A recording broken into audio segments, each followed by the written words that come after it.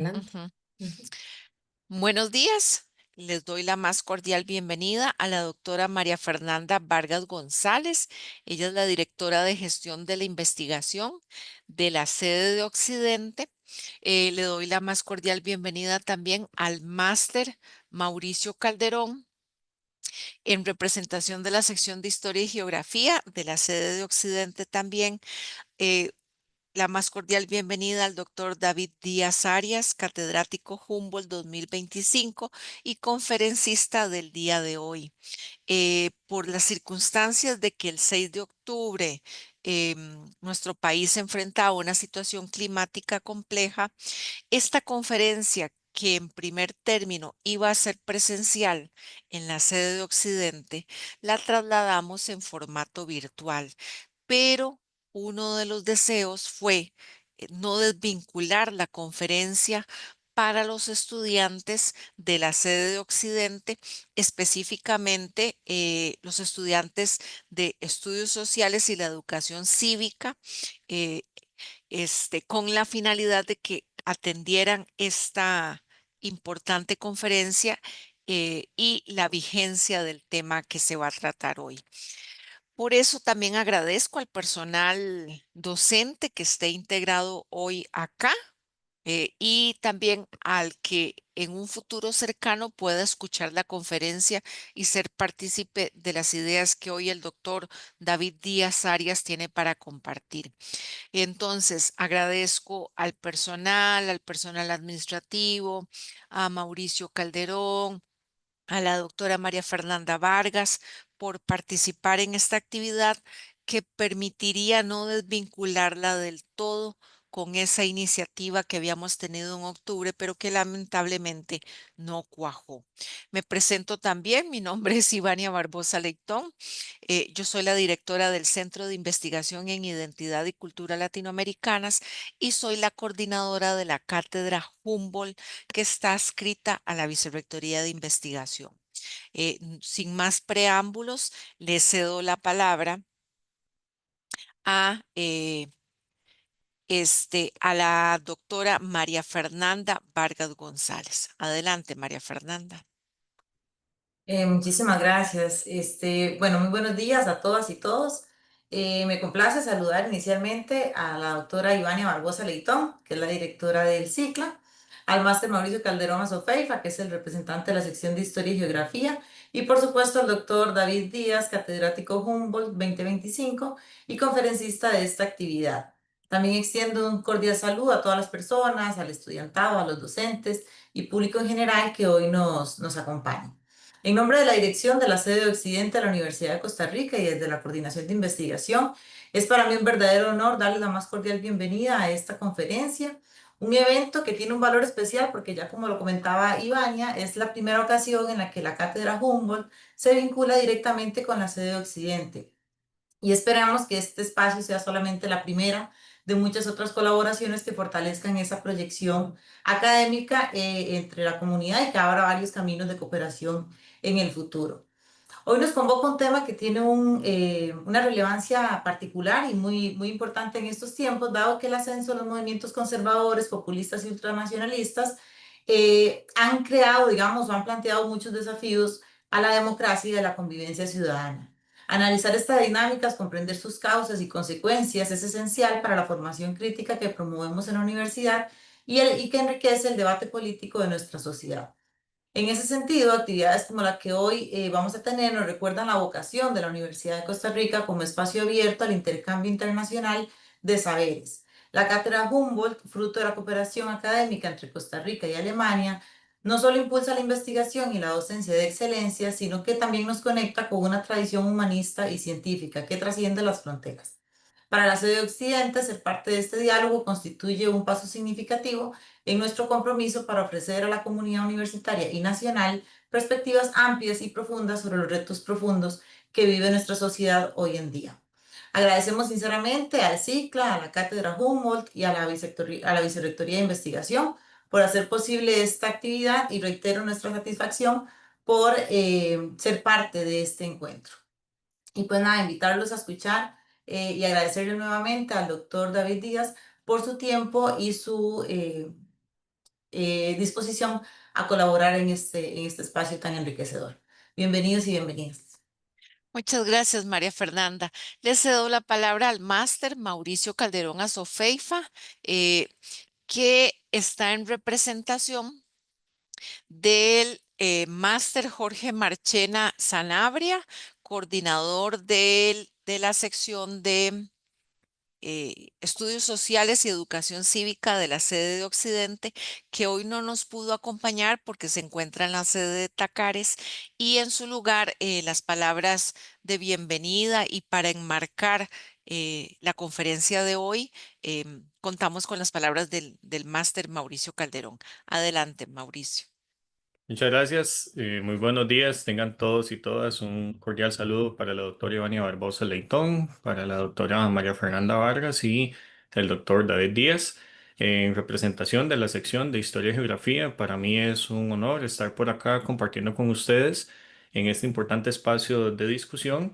Y pues también tengo el honor de presentarles al doctor David Díaz Arias, quien es doctor en Historia por la Indiana University y máster en Historia por la Universidad de Costa Rica y que fue designado catedrático Humboldt 2025 por la Vicerrectoría de Investigación de la Universidad de Costa Rica por su creación y difusión del conocimiento y la investigación, lo cual corresponde a uno de los premios más prestigiosos que otorga la Universidad de Costa Rica.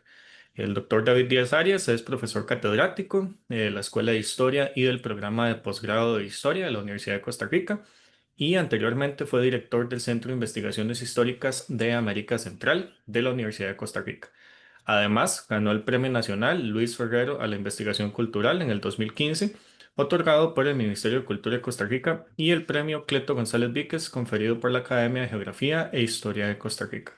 Ha publicado decenas de trabajos sobre historia política, historia de la memoria, ritos y rituales estatales, naciones y nacionalismos, guerra civil, instituciones, caudillos, procesos de paz, construcción del Estado y otra diversidad de temas en la historia de Centroamérica en general y en Costa Rica en particular. Entre sus publicaciones más recientes se puede mencionar el libro De la Esperanza al Apocalipsis, Ascenso y Caída de las Democracias Centroamericanas 1996-2025. La conferencia de hoy se titula Fascistas, ultranacionalistas u otra cosa, las nuevas derechas populistas y conservadoras en Occidente, lo cual se enmarca en el contexto político global que tenemos actualmente. Así que nuevamente reiteramos nuestro agradecimiento al CICLA, a la Coordinación de Investigación de la sede y por supuesto al doctor David Díaz Arias por compartir esta conferencia con un tema de tanta relevancia y pertinencia actual, también en el marco del trabajo que se hace desde la sección de Historia y Geografía de la sede de Occidente. Así que muchas gracias y sin más les cedo la palabra. Muchas gracias, Mauricio. Adelante, David, sin más preámbulos, usted puede dar inicio. Muchas gracias a la doctora Ivania Barbosa Leitón. Muchas gracias al máster Mauricio Calderón. Muchas gracias a la doctora María Fernanda Vargas. También muchas gracias a la máster Tatiana Durán y a todas las personas que participaron en la organización de este evento dos veces, como lo señaló Ivania al inicio. Esta mañana, entonces, hemos planteado la temática que se puede observar en la pantalla: fascistas, ultranacionalistas u otra cosa, las nuevas derechas populistas y conservadoras en Occidente, para comenzar a plantear esta temática en la cual probablemente nos extenderemos unos 40, 50 minutos. Quisiera comenzar por algo que parece eh, no peligroso, como es la literatura. Esta obra, Los Diarios de Turner, es un libro publicado en 1978. Ahora cuesta mucho conseguirlo. Hace hasta 2020 se vendía también por Amazon, pero luego del intento de toma del Capitolio en Washington, D.C., fue censurado también por Amazon. Desde luego pueden haber copias piratas por muchos lugares y se puede bajar también de sitios web de grupos ultraderechistas y ultranacionalistas de los Estados Unidos. Esta novela fue publicada, les decía, por Andrew MacDonald. Este es un seudónimo de su verdadero autor. Publicada en 1978, hace referencia a un historiador que hacia el año 2092 encuentra los diarios de un militar de nombre Earl Turner, y en estos diarios se describe cómo se llevó adelante una revolución en los Estados Unidos a finales del siglo XX. Y el grupo que llevó adelante esa revolución, que es un grupo que la novela llama La Organización. Este es un grupo básicamente formado por supremacistas blancos, basado fundamentalmente en la idea de que la apertura cultural que ha vivido los Estados Unidos, eso es 1978, hay que recordar que en los 60 se había ampliado los derechos ciudadanos en los Estados Unidos gracias a que se había suprimido el sistema Jim Crow, como se le llamaba, que era el sistema divisorio de muchos aspectos de la educación, muchos aspectos de la economía y de la sociedad de Estados Unidos entre los blancos y los afrodescendientes. Esta organización entonces lleva adelante una revuelta contra el gobierno de los Estados Unidos en la novela y triunfa en ese proceso. De forma que comienza un proceso de asesinato de a quienes considera colaboradores del viejo régimen que había auspiciado esa vinculación multicultural y apertura democrática en una ceremonia que llaman el Día de la Cuerda, que además, a partir de esta novela, entre muchos de los aspectos de esta novela, se convirtió en una referencia muy importante para los grupos ultraderechistas estadounidenses. Al final de la novela, que son estos diarios de este supuesto militar Turner, se señala que el supremacismo ha tomado Occidente en general y que el Día de la Cuerda se ha reservado para colgar, ahorcar a personas colaboracionistas con los regímenes anteriores que habían propiciado apertura democrática, extensión democrática y extensión del reconocimiento de las minorías culturales, sexuales, etcétera. Este es un libro algunas veces descrito como distopía, aunque los nacionalistas blancos estadounidenses, desde que apareció, lo han visto como su propuesta utópica. Y su autor real es o fue este señor William Luther Pierce, que fue un físico estadounidense metido a organizar grupos de derecha, que fundó en 1974 la Alianza Nacional, que es un grupo que se encuentra a medio camino entre las organizaciones de ultraderecha en los Estados Unidos. Estas organizaciones surgieron en la década de 1930 por efecto de el enfrentamiento que llevaron adelante grupos de empresarios de ultraderecha, algunos de ellos fascistas declarados, contra primero la alcaldía de Franklin D. Roosevelt en Nueva York, tal y como hace una semana se eligió a un alcalde progresista en Nueva York. Hacia finales de la década de 1920 se había electo a Franklin D. Roosevelt, que era también un alcalde progresista. Y estas organizaciones empezaron a acuerpar una a otra estas organizaciones de derecha a partir del intento de Roosevelt de desarrollar políticas sociales en el estado de Nueva York. Y luego, como presidente de los Estados Unidos a partir de 1932, llevó adelante el proyecto que se conoce en la historia de Estados Unidos como el New Deal. Ese New Deal básicamente es la implementación de una serie de políticas sociales prosindicales que permitieron que los Estados Unidos salieran de la grave depresión que comenzó con la caída de la Bolsa de Nueva York en 1929 y que permitió que se ampliara la idea de participación del Estado estadounidense en la economía, pero también en la modelación de la sociedad estadounidense.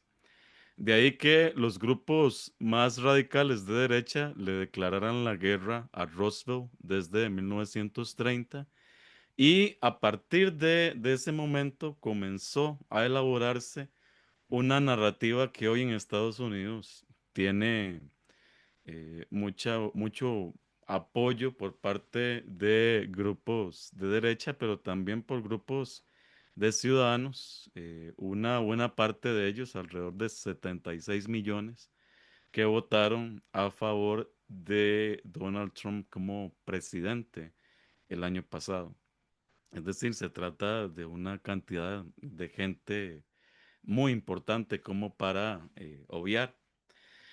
Y esta narrativa que tiene a veces fundamento en esta novela, esta narrativa crea la idea que el gobierno de los Estados Unidos fue tomado después de 1932 por un grupo de comunistas, socialistas, vinculado con el comunismo internacional.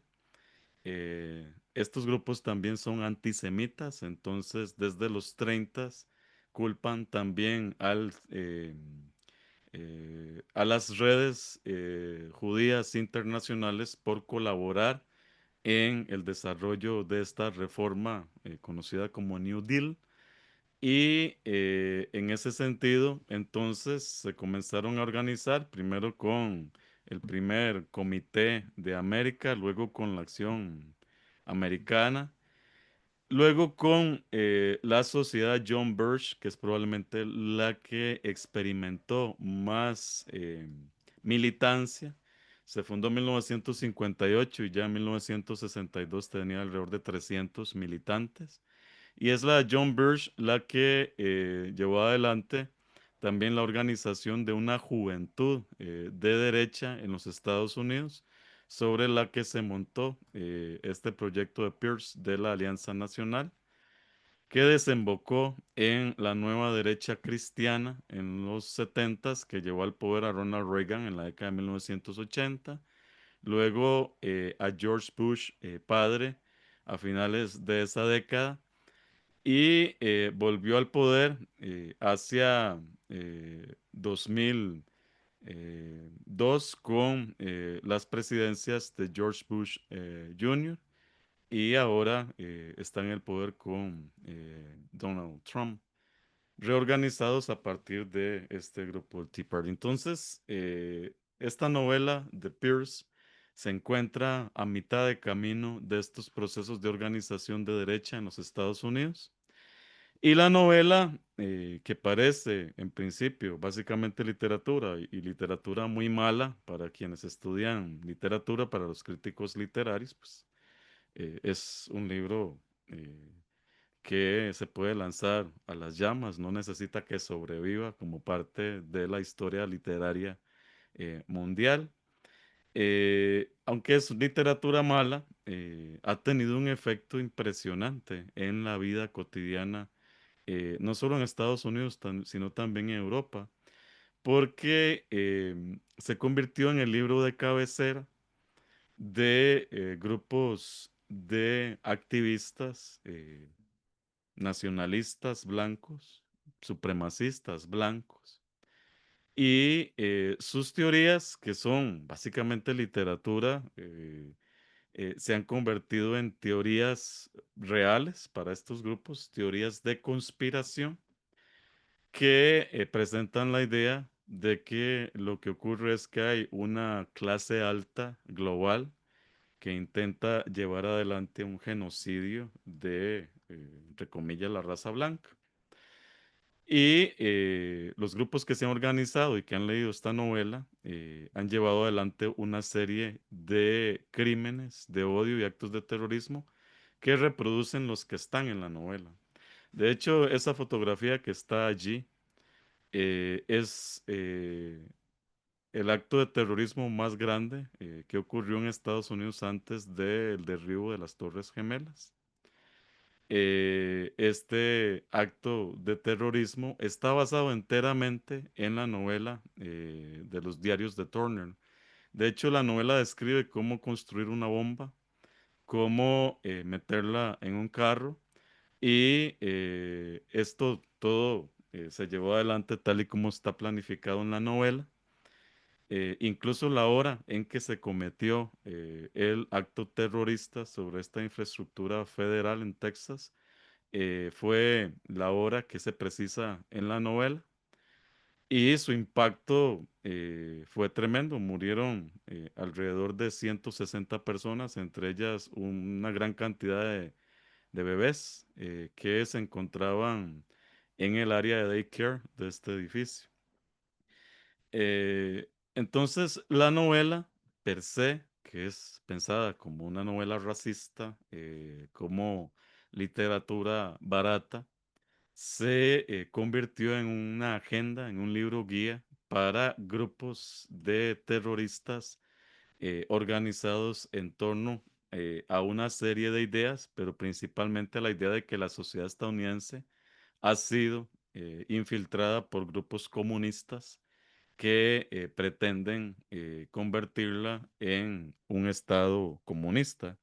Si ustedes escucharon las manifestaciones del presidente Trump la semana pasada, cuando se eligió al nuevo alcalde de Nueva York, van a encontrar cosas muy parecidas a estas que se plantean en la novela de los diarios de Turner. La idea de que Nueva York ha sido tomado por comunistas, de que el intento es llevar adelante una toma completa de los Estados Unidos y que ahora la lucha que hay en Estados Unidos no es entre demócratas y republicanos, sino entre la democracia y el comunismo internacional. En esta charla, en lo que resta de esta charla, quisiera llevar adelante las siguientes actividades. La primera, voy a tratar de definir muy rápidamente cómo es que se ha definido el término conservador en Occidente. Cuando digo Occidente, me refiero a Europa, Estados Unidos y América Latina principalmente. En un segundo punto voy a tratar de caracterizar lo que se conoce como la extrema derecha histórica y el papel que tuvo esa extrema derecha histórica en la producción de estas narrativas que han cobrado nuevamente brío. Eh, Describiré a la nueva derecha que a pesar de que se llama nueva, apareció en la década de 1950. Es cierto que muchas veces se plantea la idea de que el fascismo y la extrema derecha fue vencido después de la Segunda Guerra Mundial, que la Segunda Guerra Mundial significó el enterramiento del nazismo en Alemania, del fascismo en Italia, pero eso realmente no es cierto. El fascismo nunca desapareció y se reconfiguró, volvió a tener fuerza a partir de la década de 1950 y ha vuelto al poder desde finales del siglo XX. Lo que pasa es que hasta ahora se le pone más atención porque la agresividad, lo que se denomina como extrema derecha, rompió todos los moldes que se consideraban políticamente correctos a finales del siglo XX y hoy tiene un activismo muy fuerte en redes sociales sin temor al tipo de discurso que utilizan, que era un tipo de discurso censurado antes de los noventas. Y finalizaremos con una caracterización del vínculo entre esas derechas y movimientos populistas para plantear si se puede hacer algo con respecto a esta nueva etapa de la historia del planeta que estamos viviendo. Bueno, el asunto con el conservadurismo, para empezar con ese concepto muy amplio que puede englobar a estos grupos que nos interesan esta mañana. El conservadurismo usualmente ha sido definido por estudiosas y estudiosos de este fenómeno como un movimiento sin ideología específica. Y este es uno de los principales errores que usualmente se han cometido en los estudios de estos grupos. Básicamente caracterizados por que se oponen al cambio. Entonces, un conservador no necesita expresarse ideológicamente porque básicamente una persona conservadora es alguien que se opone a que haya cambios per se y que esos cambios le provocan temor, a pesar de que no tienen propuestas alternativas a ofrecer frente a estos cambios. Esta idea, como les decía, se incubó o se ha incubado usualmente en los estudios sobre los conservadores, sobre el conservadurismo, sobre la derecha, y tiende entonces a dejar sin una identidad real a estos grupos. Este error se ha subsanado en mucha medida en los últimos 30 años gracias a una nueva producción de estudios desde las ciencias políticas, desde la sociología política, desde la antropología política y también desde la historia y la psicología, que se han interesado nuevamente por explorar, tanto en perspectiva histórica como en perspectiva sociológica, qué son los grupos conservadores y qué los mueve. Eso ha ganado muchos adeptos y adeptas en los últimos años justamente por el tipo de clima político que ha estado viviendo Europa y Estados Unidos y que también estamos viendo en América Latina desde hace unos 10 años.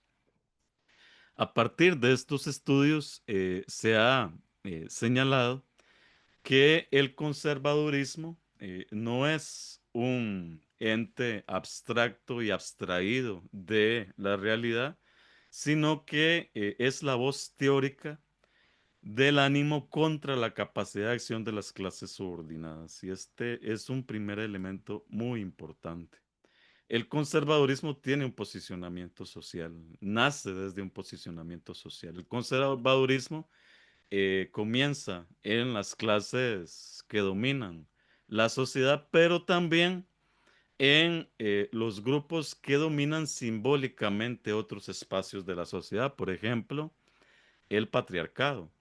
El patriarcado que no se expresa en términos de clases sociales, sino que es un sistema que oprime a las mujeres en forma general, independientemente de su clase social, ciertamente tiene más fuerza en clases, en mujeres que estén abstraídas o han sido sacadas de sistemas de educación que les permitan movilidad social, pero en general el patriarcado es una estructura que aplasta en general a las mujeres sin tener en cuenta su clase social.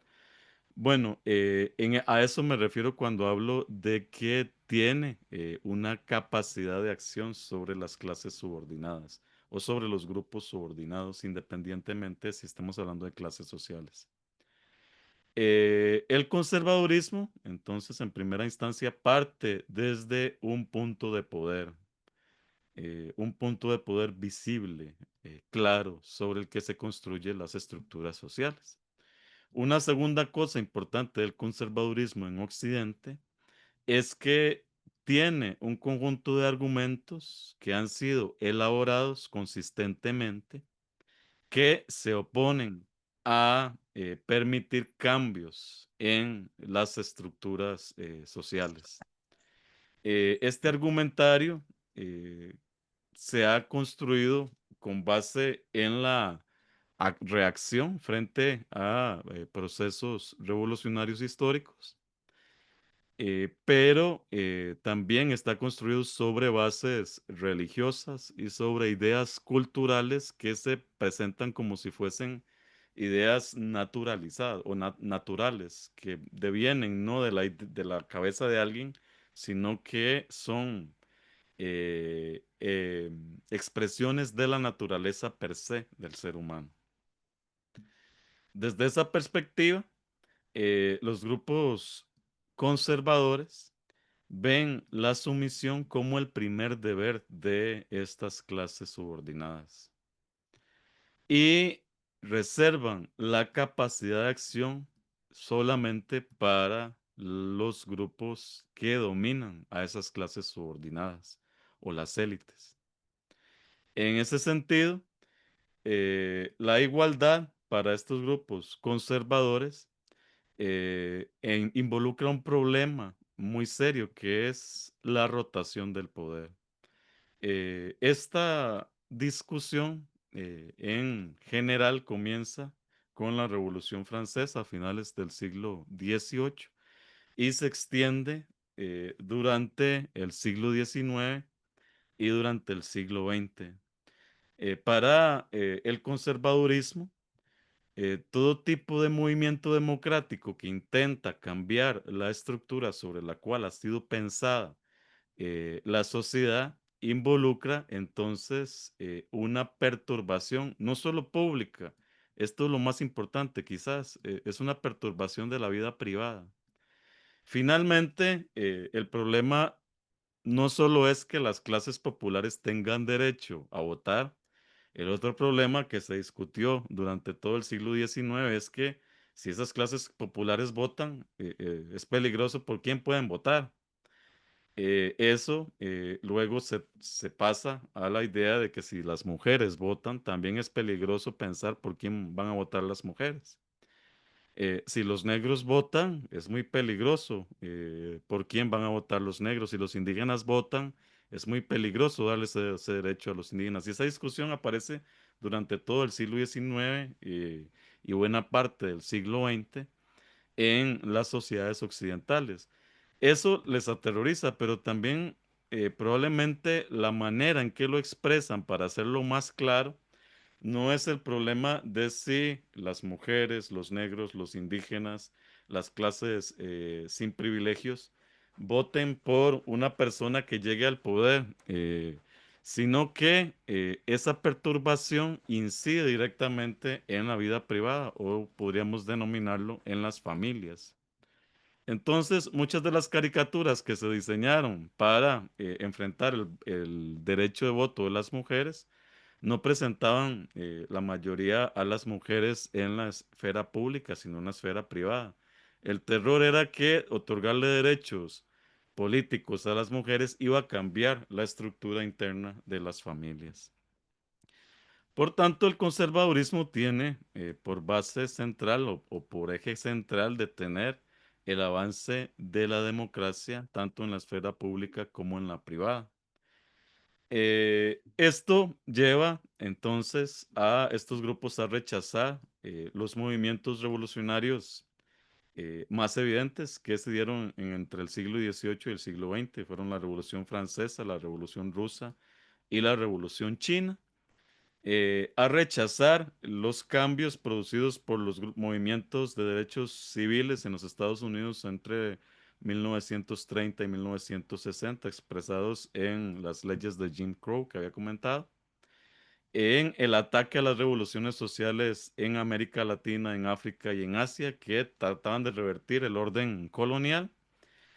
En Europa, en el ataque a la socialdemocracia y al estado de bienestar que se comenzó a desarrollar después de la Segunda Guerra Mundial. Y en los Estados Unidos, como ya mencionamos, en oposición al New Deal, al sindicalismo, a los derechos civiles, al feminismo, a los derechos de los grupos eh, gays o de diversidad sexual. Esto en general son los pilares sobre los que se construye el conservadurismo. En algunos grupos hay más fuerza en ciertos elementos que en otros, pero en general La idea del conservadurismo es evitar el cambio porque el cambio acarrea una crisis social, sociopolítica, cultural, que crea tensiones tanto en la esfera pública como en la esfera privada. Eh, a partir de esas tensiones se pueden diferenciar diferentes, se pueden identificar diferentes tipos de movimientos conservadores. Muchos de esos que hemos bautizado para facilidad política como movimientos de derecha. Como recuerdan, esta división viene de la misma Revolución Francesa, es la forma en que se sentaban los representantes políticos en la Asamblea Nacional. A la derecha se sentaban los más conservadores, mientras que a la izquierda se sentaban los más progresistas, y eso llevó a una división que representa la división política en Occidente desde el siglo XVIII. Probablemente muy claramente en Europa y en América Latina. En Estados Unidos es un poco más problemática porque se utiliza la tradición británica entre liberal y conservative, que son eh, finalmente lo que viene a expresar la idea entre derecha e izquierda. Pero si se traducen al español, el problema que tenemos es que no representan lo que representan en inglés, porque liberal en español es más bien visto como alguien eh, que apoya el liberalismo, es decir, la economía abierta y el libre mercado. Y en inglés, en los Estados Unidos es totalmente al revés. Un liberal es alguien que apoya la expansión de la democracia, el derecho de las minorías a expresarse y a tener también sus representantes políticos, etcétera. Bueno, la derecha es un tipo de estructuración del conservadurismo que se expresa en términos políticos y que intenta enfrentar los avances de la democracia liberal. Aunque finalmente aprenda a utilizar esa democracia liberal, especialmente mientras existió la Unión Soviética, para oponerla al comunismo. En ese sentido, la derecha tiene varias expresiones. Una de esas expresiones es la extrema derecha histórica, que es usualmente la que se recuerda más. También se le recuerda mucho en los últimos 10 años, porque varios analistas han empezado a construir eh, similitudes entre estos movimientos que aparecieron en Europa a finales del siglo XIX, del siglo XIX, y que ascendieron al poder a principios del siglo XX en Europa, pero también en América Latina y en los Estados Unidos. Como tratan de encontrar paralelismos y decir si fulano de tal es el nuevo Hitler o si tal movimiento es el nuevo fascismo o el nuevo nazismo, es que han tomado nuevamente cierta moda o cierta visión para tratar de explicar los fenómenos que estamos viviendo en estos momentos. Y es cierto que hay muchos parecidos, pero también es cierto que en la actualidad hay características nuevas adheridas a estos movimientos que los hacen algo mucho más allá de una reproducción o una repetición de lo que fue la extrema derecha histórica. Aunque las características de esta extrema derecha sean tan similares, recalcitrantes, antidemocráticos, porque consideran que la extensión de la democracia ha sido el problema central. Son antiparlamentaristas, usualmente están en contra de que el gobierno se lleve adelante a partir de las representaciones de las poblaciones y están más a favor de que el gobierno sea dictatorial. Durante su existencia se opusieron a la Liga de Naciones. Hoy muchos de estos grupos se oponen a la Organización de las Naciones Unidas y en ese sentido se parecen mucho. Son grupos racistas, eh, enmarcan todo el problema social y cultural en el problema del otro, es decir, de los migrantes o de los diferentes. Son segregacionistas porque buscan separar a la que consideran la población originaria, entre comillas, de la población eh, de migrantes. A pesar de que eso sea imposible de diferenciar, encuentran ficciones históricas que les ayudan a hacer. Es una derecha guerrera. Mucha gente lo ha señalado en los últimos meses, que el comportamiento guerrerista de Donald Trump recupera esa idea de la ultraderecha histórica estadounidense de imponerse por la fuerza, incluso el cambio al Departamento de Defensa para llamarlo Departamento de Guerra nuevamente, tal y como se denominaba antes de 1940 este departamento en los Estados Unidos. Es nacionalista, es colonialista, justamente porque es racista, es imperialista, anticomunista. En aquel momento tenía terror a la extensión del bolchevismo en su versión rusa. Y desde luego es antisindicalista porque visualiza en ese tipo de organización de obreros la influencia de los bolcheviques. Tuvimos una serie de ejemplos históricos de cómo se representó esa extrema derecha a partir de movimientos muy conocidos como el fascismo italiano y el nazismo. Eh, Otro también muy conocido que es este movimiento racista blanco que nace en el centro de los Estados Unidos y se ha extendido a los otros estados, el Ku Klux Klan. El supremacismo blanco que aparece con fuerza también en la década de 1930. Aquí, aunque no les guste a muchos que se les incluya, el falangismo español reprodujo muchísimas de los comportamientos y de las ideas del fascismo.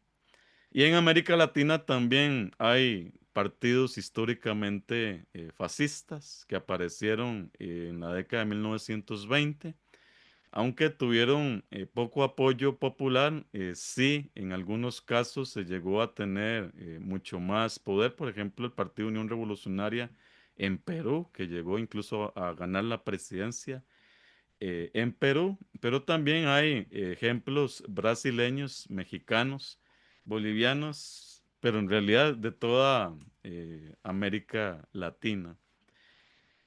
Se suponía que la Segunda Guerra Mundial había acabado con estos movimientos políticos, pero eso no fue así, como decíamos hace un rato. En Europa, en las décadas de 1950, un poquito antes, se empezó a reorganizar una serie de asociaciones ultra nacionalistas, ultra liberales y ultra conservadoras.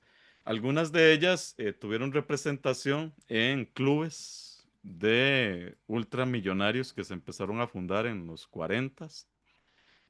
Uno de esos clubes es el que le dio financiamiento y permitió el desarrollo de los estudios de la economía que después del ascenso de Margaret Thatcher al poder en Gran Bretaña se han denominado neoliberalismos. Entonces, el Club de París, por ejemplo, es parte de estos grupos que financiaron el desarrollo de investigaciones, publicaciones y extensión del pensamiento neoliberal. Eh, en Francia también se organizaron estos grupos. El más conocido, justamente por el impacto que comenzó a tener, es este grupo, el Grupo de Investigaciones de Estudios por la Civilización Europea, o GRES. Este grupo se estableció en Francia en perpendicularidad con la Rebelión Global de Jóvenes de 1968. Ellos se organizaron a partir de un grupo de investigación financiado por grupos privados. Y su principal exponente es Alain de Benoit, que es que hay una fotografía de él de aquellos años. Y su libro más conocido son una serie de ensayos que publicó primero en la prensa y luego se difundieron como libro, que es este libro La Nueva Derecha. Eh, en este texto se planteó el nuevo estilo político de la derecha europea, que luego va a ser copiada por la derecha latinoamericana.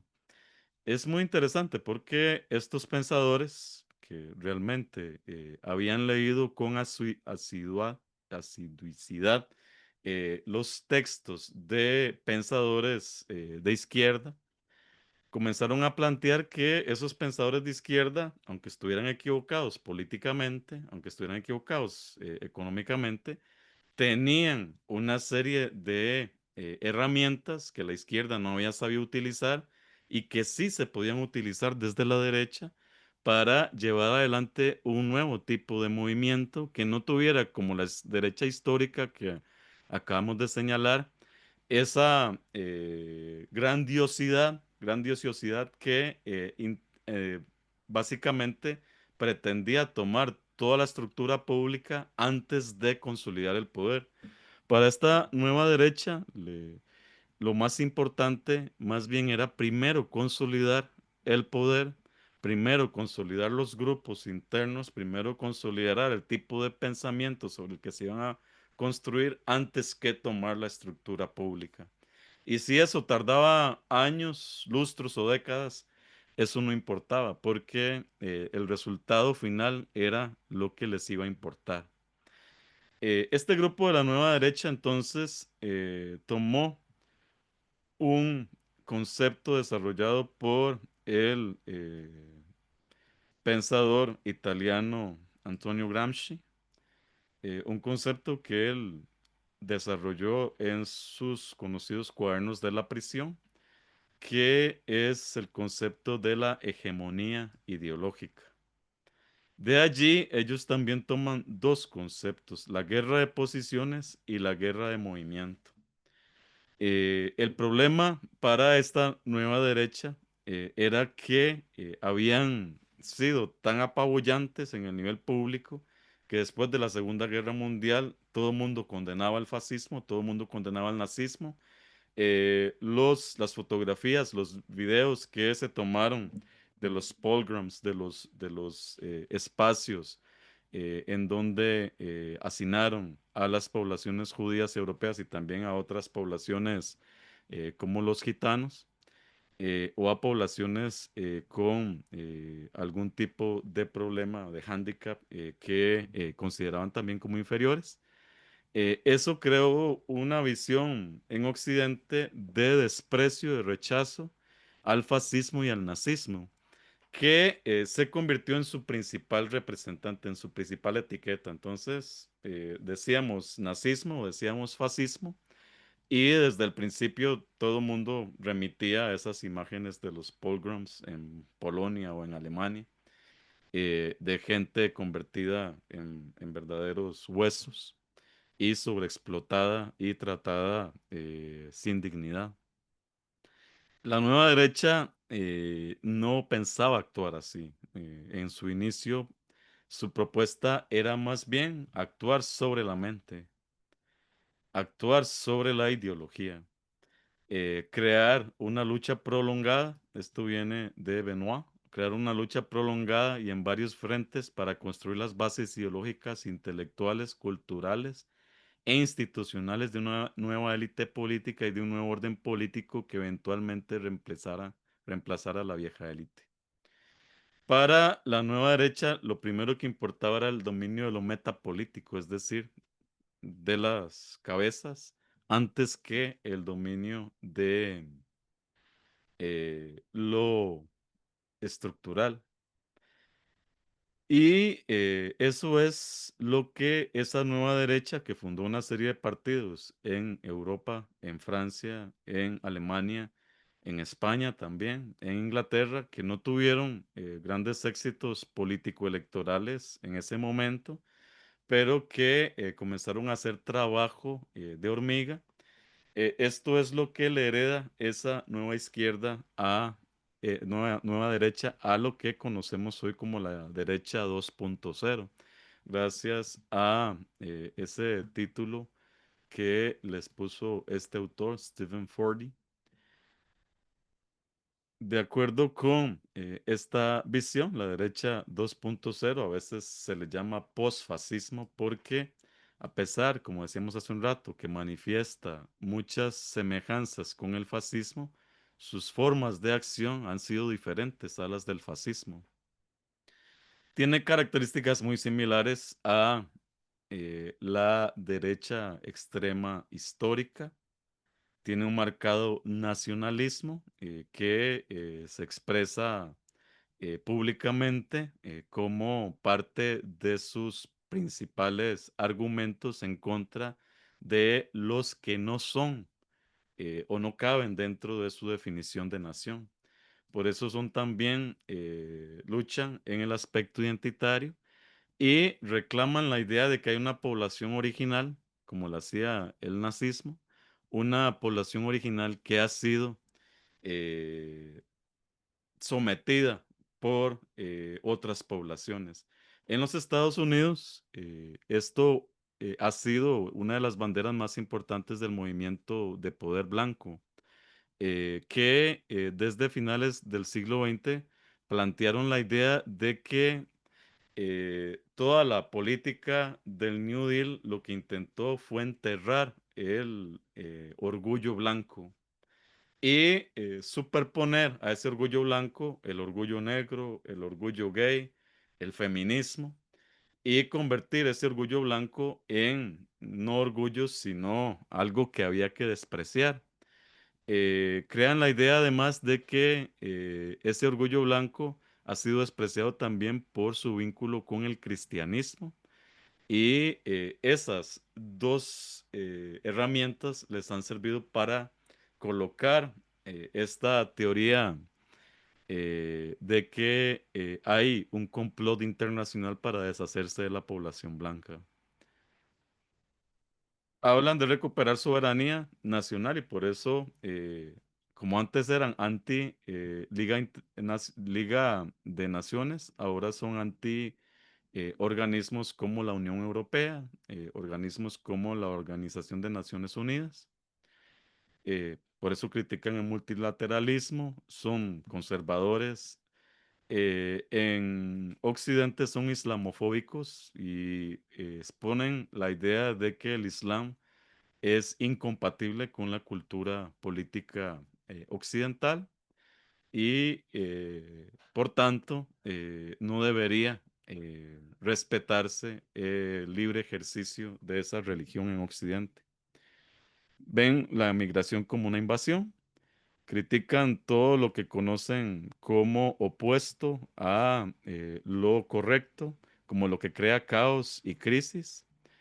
Y además es vista como antiintelectual. Los intelectuales, las universidades son peligrosas, hay que ponerlas en cinta, hay que ponerles unos límites y además echarlas para atrás en una serie de movimientos que han desarrollado.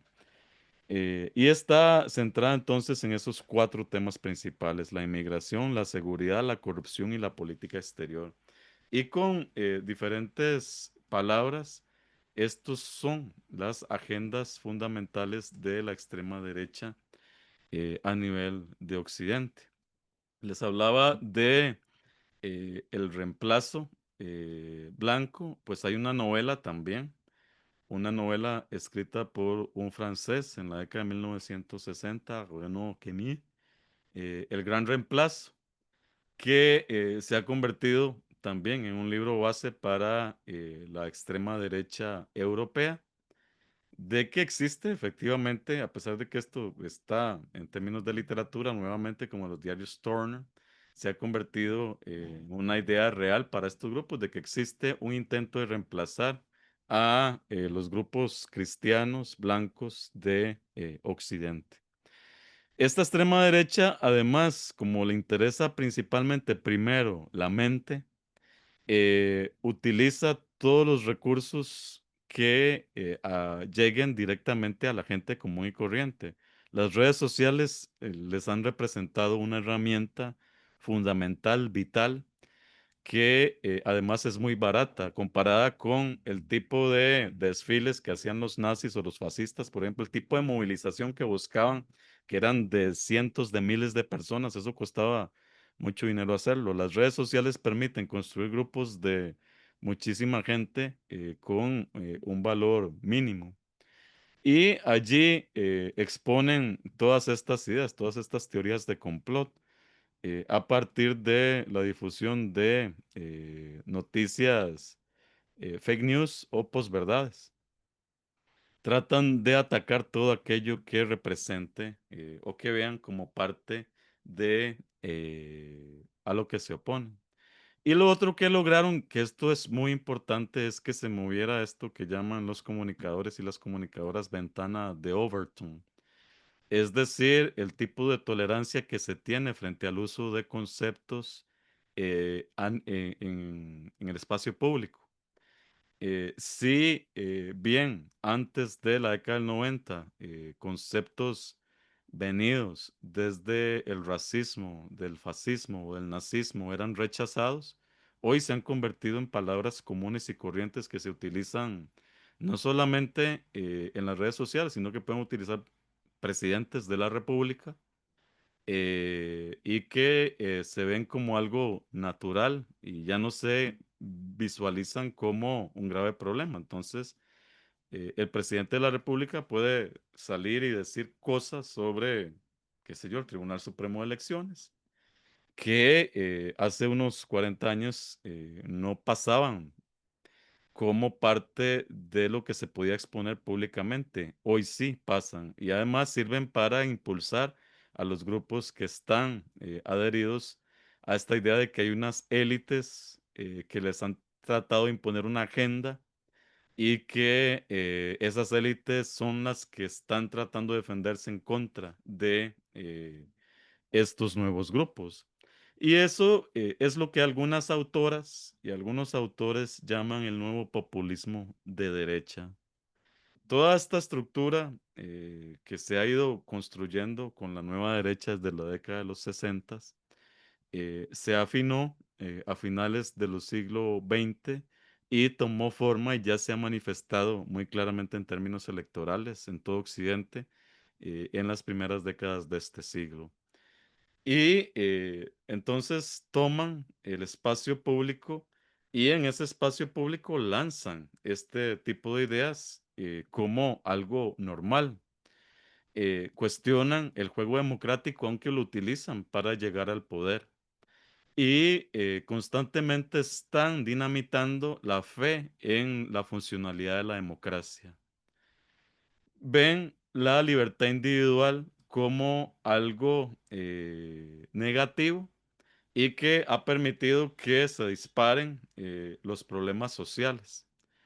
Tienen y expresan dudas sobre los principios de igualdad y equidad. Esto después de la Segunda Guerra Mundial era algo prácticamente inadmisible, que se cuestionaran eh, la lucha por la igualdad y la equidad, la lucha por la igualdad y equidad de género, la lucha por la igualdad y equidad eh, étnica, etcétera. Hoy estos líderes, pero también ciudadanos y ciudadanas comunes que los siguen, lanzan esas dudas públicamente sin ningún tipo de problema. Los derechos humanos son vistos como parte de intentos de dominio racial, étnico y religioso. Por tanto, se les ve como parte de esa agenda de esas élites. En su lugar, estos grupos colocan a la comunidad nacional como la única que es merecedora de derechos. Todo lo que no sea la comunidad nacional que ellas y ellos identifican está fuera de esos derechos. Y reclaman la idea de que la mayoría es la que debe atenderse y no las minorías. Si hablamos de minorías étnicas, estas no importa, importa la mayoría nacionalista. Igual de minorías sexualmente diversas, eso no importa, lo que importa es la mayoría heterosexual. Y nuevamente la violencia es aceptada como un medio válido para alcanzar las metas que se imponen. Justamente porque aprendido más del pasado, que seguramente lo que ha aprendido la izquierda de su propio pasado, han evitado ser vinculadas con los extremismos de la extrema derecha histórica que hemos señalado. Y siempre que se les trata de identificar como fascistas o nazis, devuelven la bofetada diciendo que más fascistas o nazis son las minorías que tratan de imponerles a ellos formas de conducta que no quieren, o esas agendas ocultas internacionales de las élites que pretenden convertir niños y niñas en conejillos de indias para sus intereses sexuales. Su programa tiene eco en las masas populares. Han sabido ganar más las masas populares que los grupos que no son de extrema derecha. Atacan, como decíamos hace un rato, el estado de bienestar, que lo ven como una imposición, la multiculturalidad, la convivencia y la inclusión. Y ahora llevan adelante cacerías de migrantes en Estados Unidos ya institucionalizadas a partir de la ICE, que prácticamente se comporta como una Gestapo. Tiene el poder de tomar a una ciudadana o a una persona en la calle, identificarla según los patrones que dicen que es una inmigrante ilegal y secuestrarla porque no hay una orden específica de un juez, de una jueza que diga que esa persona tiene que ser metida presa, pero el ICE todos los días está accionando así en todas partes de Estados Unidos. Se reclaman como la voz de los que no tienen voz y han sido desplazados de la política supuestamente por parte de los gobiernos de izquierda y se reclaman como superiores morales. Sus enemigos, como los he señalado hace un rato, son las élites, élites de distinto tipo. Entre esas élites están también las universidades y las personas docentes de esas universidades, a quienes ven como enemigas directas y tratan de, en algunos casos, como está ocurriendo en algunas universidades de Estados Unidos, ya directamente atacarlas, despedirlas o situarlas, amedrentarlas y prohibir el desarrollo de investigaciones que tengan que ver con estudios de género, por ejemplo, estudios sobre el fascismo, estudios sobre grupos, minorías étnicas. Muchos de estos departamentos se les ha cortado la ayuda económica y en algunos lugares se han cerrado en universidades de Estados Unidos o se ha planteado cerrarlos como en la Universidad de Texas en Austin, como en la Universidad de Iowa. eh, y en algunos, pues, ya es muy claro que están completamente fuera de los intereses de financiamiento federal. La hostilidad se dirige también contra la clase política, contra lo que consideran como una burocracia que es parte cómplice de esa clase política y acusan a estas élites de expoliar al pueblo para financiar sus lujosas vidas. Entonces, qué sé yo, en Costa Rica eso se expresa muy bien en la animadversión que hay contra el Partido de Liberación Nacional. Si uno le puede colocar a este Partido de Liberación Nacional, por ejemplo, las universidades públicas o los sindicatos y meterlos todos en una sola bolsa para poder decir que estas son las élites corruptas que destruyeron el Estado costarricense en el pasado, que están metidas en el Poder Judicial, en el Poder Legislativo y contra el que lucha nuestro presidente para volver a darnos un país en el que seamos realmente una expresión de la comunidad nacional. Todo eso que se repite todas las semanas, todos los días que están las redes sociales en Costa Rica, para poner un caso muy cercano. Es lo mismo que pasa en Occidente todos los días para tratar de dinamitar esa idea de que la democracia es un problema. Estos derechistas en el pasado y también ahora han tratado de ser estudiados por grupos de investigadoras, grupos de investigadores para entender sobre qué se montan, cuál es la mente autoritaria o la personalidad autoritaria que permite que personas con este tipo de discursos se impongan sobre personas que los enfrentan.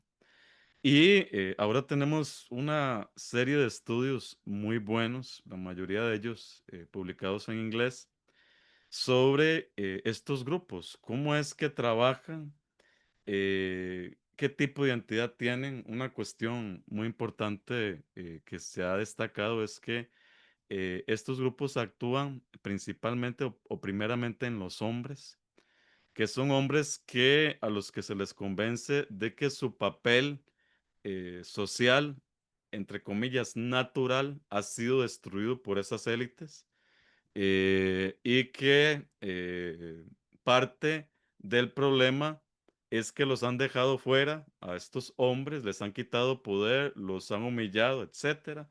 Entonces a estos si le ponen una cuestión étnica y les dicen es que son hombres blancos los que han sido sacados y además son hombres blancos cristianos porque ahora el poder lo tienen las mujeres y si son mujeres negras, musulmanas más.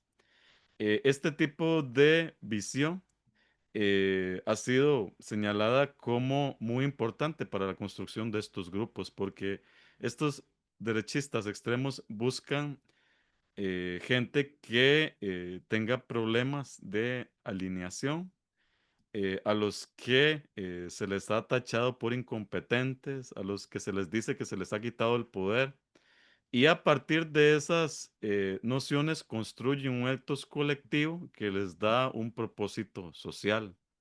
Entonces, no es que hayan sido ellos mismos quienes hayan construido su presente. Ese presente y su futuro fueron construidos por otros. Y la manera de enfrentarlos es a partir de formar parte de la organización. Buscan hombres con masculinidades tóxicas y que expresen su extremismo. Por ejemplo, los hinchas de fútbol son un lugar en donde cazar este tipo de personas. Y los meten, por eso sirve tanto la ficción como los diarios de Turner o el reemplazo étnico.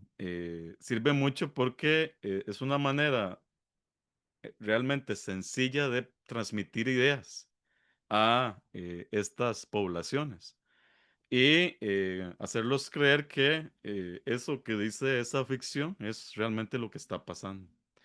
Hay mujeres de derecha, por supuesto que sí, ahora en puestos de poder también, y tienen o tienden a construir ese tipo de personalidades autoritarias de manera similar al de los hombres y construyen su fuerza a partir de aumentar el autoestima basado en que pronto tendrán su venganza. Muy pronto, costarricenses, muy pronto vamos a destruir a estos que nos han colocado debajo del zapato y que no se merecen estar en donde han estado. Hace poco estuvo en la Universidad de Costa Rica Cas Mut, que es una de las personas que ha dedicado una buena cantidad de páginas a estudiar a la extrema derecha populista, como él la llama. Él tiene esta división cronológica para acercarse a ese análisis que en alguna medida responde a lo que hemos estado señalando. quería compartirles algunos de estas tablas que muestran el momento en el que nos encontramos. Algunas son de 2019, 2017. En gran medida estos problemas más bien se han fortificado o aumentado en los últimos años. Por ejemplo, esta tabla, este gráfico muestra la insatisfacción con la democracia en Europa hacia 2019 en esta encuesta de medición de actitudes globales. Y el campo verde que tienen acá es de la gente satisfecha y el campo azul es el de la gente no satisfecha con la democracia. Quitando a los países de el norte europeo, hay una tendencia hacia el sur y hacia el oeste hacia el este, perdón, de insatisfacción con la democracia. De hecho, muchos de estos son países que surgieron después de la caída de la Unión Soviética, pero también países como Francia o países como España o Italia o Gran Bretaña, en donde la insatisfacción con la democracia llega a casi un 70% de la población. Y países como Ucrania y Rusia, en donde también están tremendamente los niveles muy altos. Esto es Estados Unidos en 2019. Esta actitud ha incluso empeorado. Aquí vemos en lo que más confía la gente. Si le preguntan por los medios de comunicación, si le preguntan por el parlamento, si le preguntan por los bancos o instituciones financieras, o si les preguntan por el ejército. Y quizás no sorprende, pero sí impacta que la institución mejor valorada por estas ciudadanas y estos ciudadanos es el ejército, que tiene en la mayoría de los casos más del 70% de apoyo de la población. ¿En quién confía usted? En el ejército. En los bancos, pues hay sus diferencias, pero no tiene tanto apoyo real como las Fuerzas Armadas.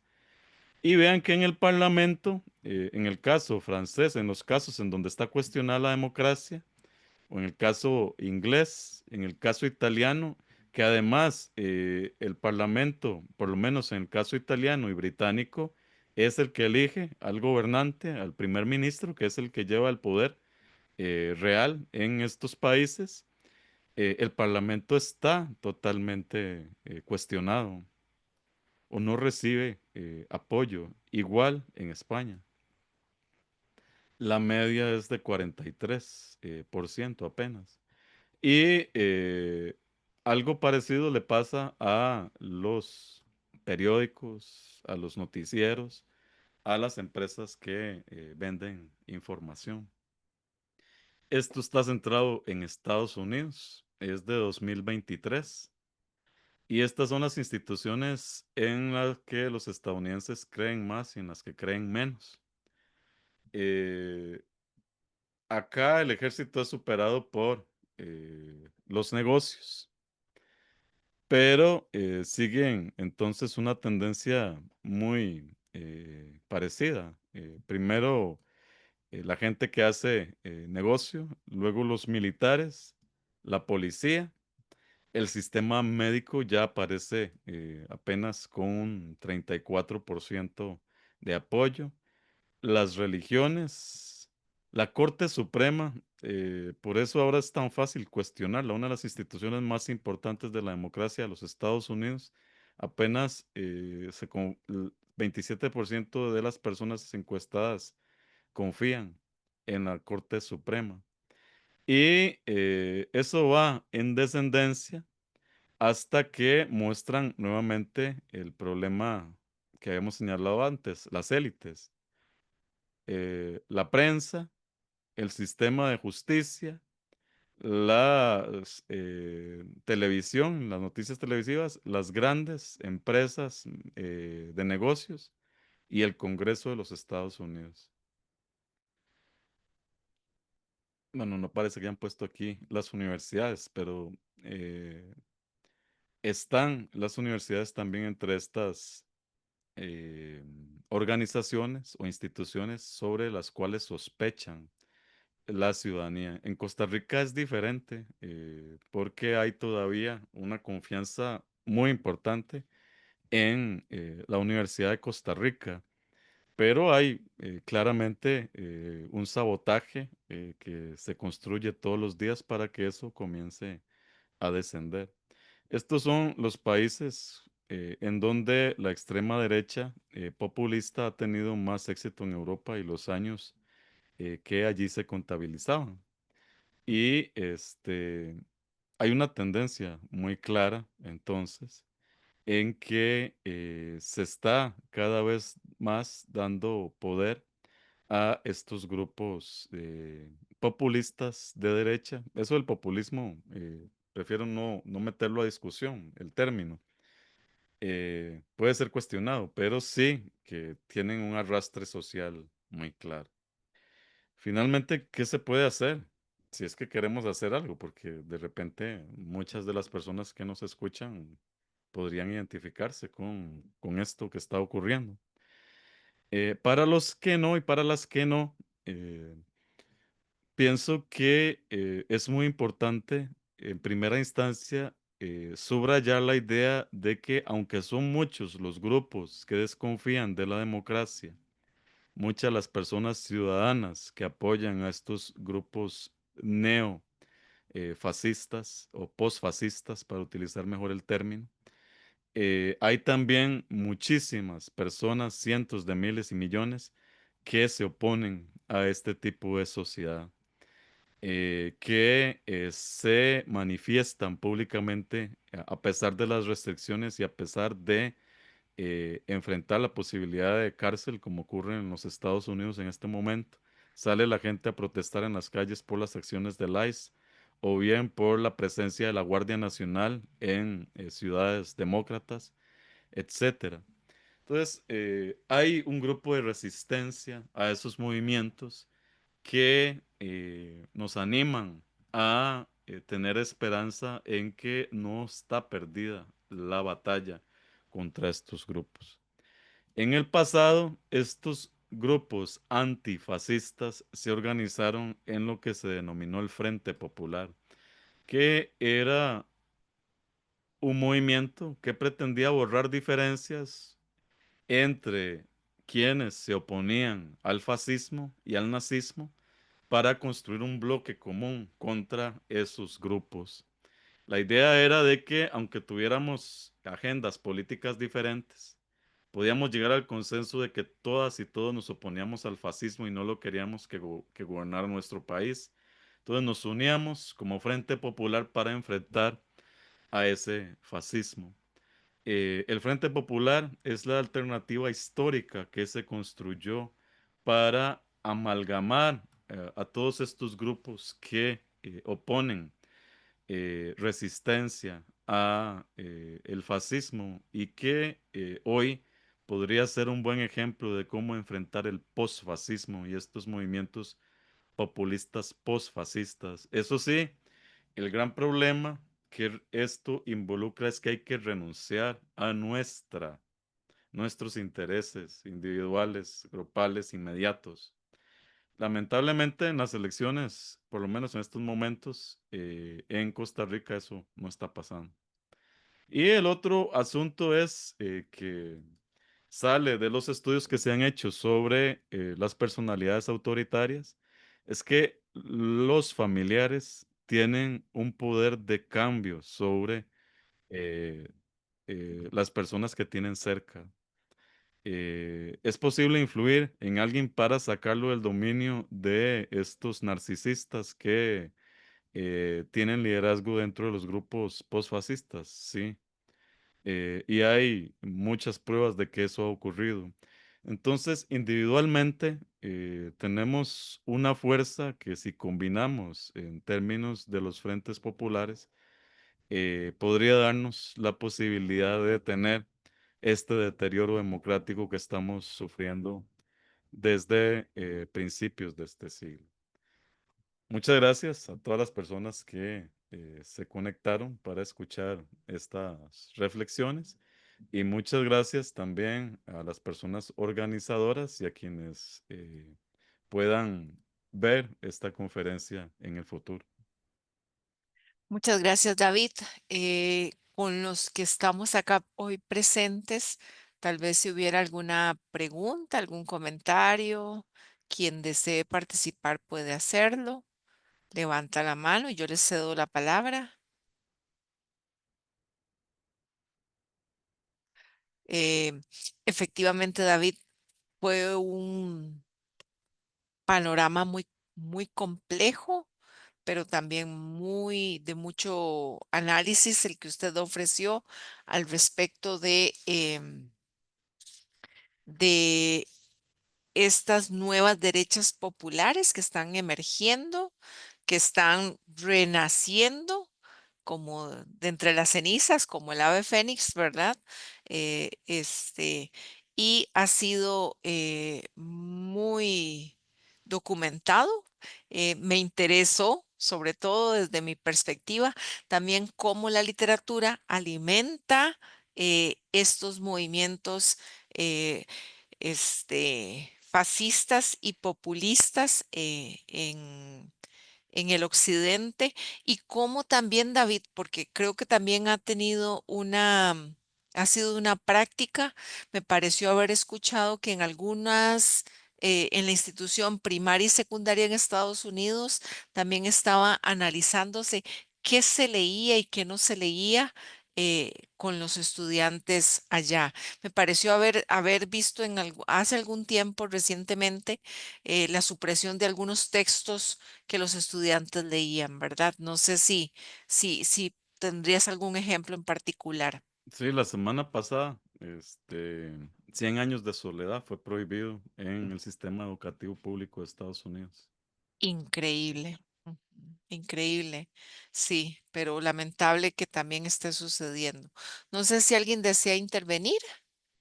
Pareciera que no.